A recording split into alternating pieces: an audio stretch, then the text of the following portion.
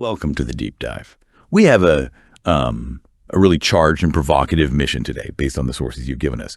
What happens when intellectual seriousness, maybe embodied by someone like the late writer Gore Vidal, is sort of forced into the same room, theoretically speaking, with modern viral figures, particularly Joe Rogan and Jordan Peterson? Yeah, and we need to be really clear right from the start. The source material here, it's not polite. It delivers a pretty scorching, definitely partisan critique. It draws this sharp, sometimes savage contrast between, figures seen as intellectual giants and what the authors clearly view as contemporary anti-intellectualism, this man cave mentality. So as always, we're here to be impartial guides. We're presenting the author's perspective, dissecting their claims. We're not endorsing the political or personal attacks in the material itself. Our goal is really just to unpack the specific critique of modern public discourse. And to set the highly opinionated tone of the material, we almost have to start with that joke the sources use. Right, the joke they use to frame this whole intellectual gap. So picture it. Rogan, Peterson, Vidal, they walk into a bar. Rogan goes first, orders a beer, and he mentions Andre the Giant drinking, 48 beers. It implies this kind of brute physical capacity as knowledge, almost. Okay. And then Peterson orders a gin and tonic, but he immediately links it to, like, saving the British Empire from malaria, changing history. The intellectualizing kicks in straight away. Exactly. And then Gore Vidal, he just looks at the bartender and asks for a libation by way of enduring this distasteful joke I'm stuck in. Yeah. It really does set the stage for the author's argument, doesn't it? It absolutely does. Yeah. They claim the public square has fundamentally shifted. We've gone from maybe serious, nuanced debate, the Vidal type, to a discourse dominated by what they pretty bluntly call unfed minds and caricatures. And that's the core conflict laid out in the sources. It reminds me of that Heraclitus quote they bring up. The soul is dyed the color of its thoughts. These sources seem profoundly worried about the color of the thoughts being broadcast and consumed today. They suggest it's a rather dull shade. Okay, so let's dig into that intellectual environment. The sources have this whole first section titled The New High Priests of Brutalism. What specifically defines this man cave mentality they claim Rogan and Peterson champion?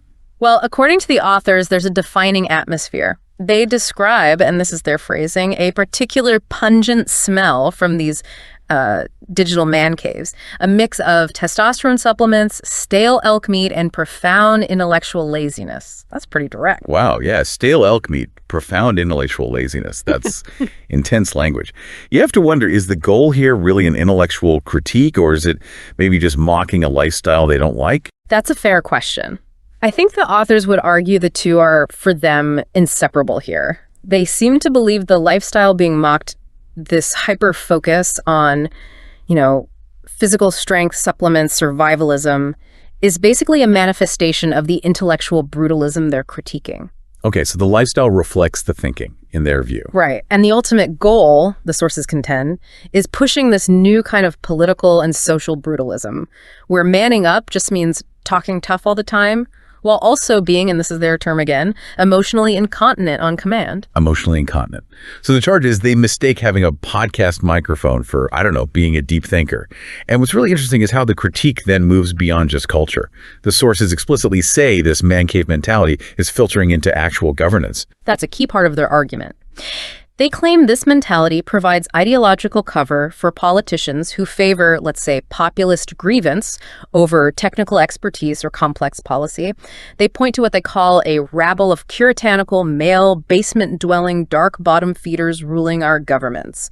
And they actually name Steve Miller, J.D. Vance, Kash Patel, Pete Hegseth are mentioned. Okay, so just to clarify for you, the listener, the sources seem to argue that these individuals, who often use very aggressive black and white rhetoric that dismisses established facts, they represent the political outcome of that same digital brutalism, right? The idea that just being tough is being right. Precisely. That's the connection they're drawing. And they link this back to a broader societal issue, too. The authors explicitly mention the, quote, dearth of women these days in public service or in our discourse.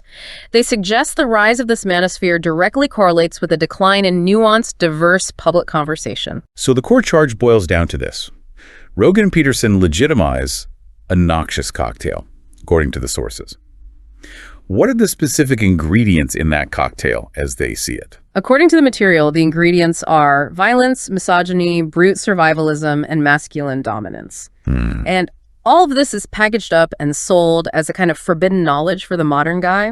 It's presented less like philosophy and more like a path to, quick, simple self-improvement, where things like hunting or martial arts get elevated almost to like sacred acts. Okay, so if the manosphere is the setting, the sources then zoom in on the two architects as they see them, Peterson and Rogan. How does the material break down what it calls the two-headed attack on expertise? They draw a very clear stylistic line between the two. Let's start with Peterson. His style is described quite critically, but also humorously, as sounding like Kermit the Frog after a 3-day bender on Benzedrine. Chuckles slightly. Okay. The argument is that he uses these dense, sometimes obscure concepts, like Jungian archetypes, to create what they call a pseudo-intellectual patina. Right, like a fancy academic coding for maybe a simpler idea. That seems to be their take, yeah. They argue this coding covers up what is essentially a justification for patriarchal hierarchy, with a big focus on slaying the chaos dragon of feminine psychology. Chaos dragon. Right. The source argues he uses complex language to essentially give people permission to hold on to older, sometimes binary or even misogynistic views, but under the guise of it being some deep psychological insight. But Rogan, the other head of this attack, he comes across totally differently in the sources, doesn't he? He's not playing the academic. No, not at all. He's characterized more as the friendly gateway drug, with his very agreeable and the constant, that's crazy, man. Rogan is accused, pretty directly, of mastering the very profitable art of performing ignorance. Well, forming ignorance, what does that mean exactly? The source says he makes a fortune from what they term the complete collapse of epistemological standards. Okay, epistemological standards. That's a bit academic. For you listening, when the sources talk about a collapse here, what's the mechanism they're describing? How does that work in practice? They're basically arguing that how we determine what's true has broken down. So instead of relying on evidence or expertise or rigorous checking, truth gets judged by maybe how compelling the story sounds or how often it's repeated or just how much it confirms what the listener already believes. Oh, okay. Makes sense. And Rogan, they say, platforms extremists and conspiracy theorists, but always under the banner of just asking questions. It's a technique the sources explicitly link to, like Charlie Kirk's prove me wrong thing. The act of asking the question itself, no matter how unfounded, is presented as brave or intellectual. It's quite a dynamic they're describing Rogan's success depending on his guest's extremity, while he stays the sort of amiable, maybe slightly naive everyman. That's the power of the platform, according to the sources. And the overall impact of this duo, Rogan and Peterson together, is what they call the democratization of ignorance. Oh. It creates this whole ecosystem where complexity has no place, nuance, no room to wiggle. So connecting this to the bigger picture, how does this ignorance get monetized on such a large scale, according to the sources? Well, the bad ideas, as the sources see them, get packaged with financial incentives. They point specifically to the promotion of things like supplement grifts, crypto schemes, and this pervasive idea that the UFC ring that hyper-masculine physical world Rogan embodies somehow determines America's finest, Physical prowess equals national virtue, almost. Kind of. And the sources see this whole thing as the sort of logical endpoint, maybe financially optimized endpoint, of a trend they trace back to stuff like the Jerry Springer Show in the 90s, that kind of theatrical shaming. Rogan and Peterson are just the, quote, respectable tip of that same spear, in their view. Okay, this is where the analysis really pivots. We need to turn to the figure the sources hold up as the complete opposite Gore Vidal. Why is he presented as this intellectual giant who offers a permanent rebuke to the whole manosphere thing? Well, fundamentally, it's because Vidal represented genuine erudition, according to the sources, and also ideological impurity. I mean, here's someone who achieved incredible intellectual depth, but he never went to university, which kind of refutes the idea that you need formal credentials for wisdom, but it confirms you absolutely need deep curiosity and, well, you need to read a lot. And he didn't stick to one simple party line or dogma. Not at all. The sources contrast their methods directly. Where Rogan and Peterson, they argue, swing this kind of club of simple answers, Vidal wielded a scalpel. He dissected the issues of his time with precision. His courage was intellectual, that willingness to really question power, question norms, not based on physical dominance. That's the core difference for these authors. And he championed the very things the manosphere seems to run away from, right? The sources mention the nuanced, often uncomfortable complexities of power, sexuality, and history. They also point out his fearlessness, particularly about same-sex love, challenging American myths, that this represents a kind of masculinity the manosphere fears. They use the phrase, the dread word sissy. Exactly. It's a masculinity defined by the mind, not by muscle. And if you connect this back, Vidal really understood the American tendency towards what he called the great simpletons. The hucksters, the people who appeal to the lowest common denominator, often through grievance or false certainty. He saw that pattern decades before the internet really amplified it. It's amazing he identified that so long ago. If he saw today's media landscape, do the sources suggest what would shock him more? The sheer amplification or how much money is involved?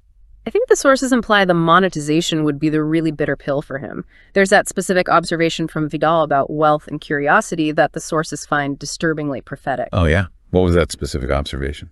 Vidal famously said something like, the more money an American accumulates, the less interesting he becomes. And the sources explicitly connect this to Rogan's huge multi-million-dollar deals.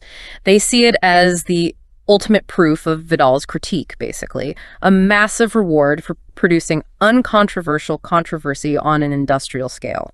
So being rewarded for providing simple comfort rather than complex truth. That's the argument. So in Vidal's eyes, according to this material, Rogan and Peterson wouldn't even register as thinkers or maybe even real provocateurs. They'd just be symptoms. Symptoms of a consumer culture. Precisely. They're described as the knowing just enough dwarfs shouting into a void they've convinced their audience is some kind of intellectual peak. The sources argue these figures basically skimmed the Cliff's Notes of philosophy and then regurgitated bits with bombastic, uncomprehending certainty. Okay, let's unpack this for you, the listener, because this very critical contrast has big implications for how we all consume information today.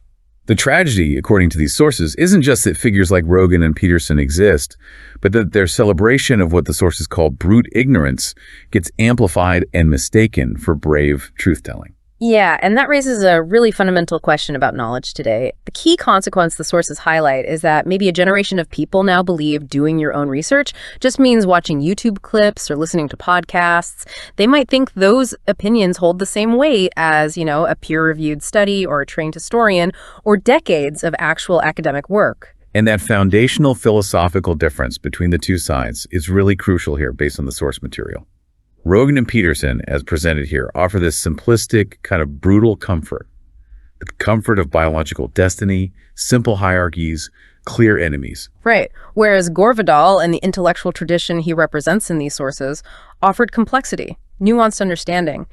And that kind of understanding takes effort. It takes intellectual courage and maybe the willingness to live without easy answers. The sources seem to argue they aren't speaking truth to power, but perhaps speaking simplified narratives to people feeling powerless and making them feel strong for believing it. So we're left with this image. The ghost of Gore Vidal standing as a kind of permanent rebuke to the intellectual laziness the sources claim defines this moment. Now, our sources offer two final thoughts for us to consider as we step back from this extremely critical material we've been diving into. First, there's that powerful reminder from Dante Alighieri written centuries back. Consider your origins. You were not made to live as brutes, but to follow virtue and knowledge. A call to something higher, maybe? And that leads directly into the final provocative question the sources leave for you, the listener, to explore. The manosphere is described in this material as a cave. How do we lead its inhabitants back into the light? And maybe more importantly, how do we make sure our own minds aren't left unfed, devouring themselves? Which loops right back to that profound Gore Vidal observation the sources keep returning to. The unfed mind devours itself.